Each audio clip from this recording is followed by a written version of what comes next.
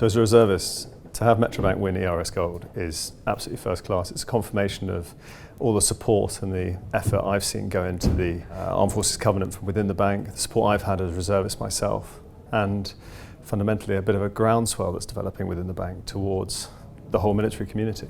Winning gold is not only a ratification of a standard that you've achieved, but also it should be something for people to rally behind when they are in the ex-forces community or the armed forces community, that they can come to Metro Bank and they know that we understand where they're coming from, understand their needs, and that we are open to serving them as a community.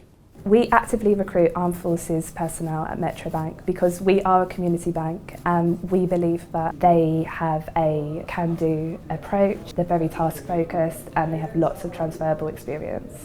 So as a reservist, it's essential to have a supportive employer because with a busy family and work life, you've got to have your employer behind you because they enable you, they accelerate your career in the reserves by giving you the time that you need to go on promotion courses, etc. Metro Bank supports me by giving me an extra 10 days leave every year, which is invaluable. But equally, there's only ever been positive commitment from the bank about what I do. There's an understanding of it and a really keenness to understand it within the bank.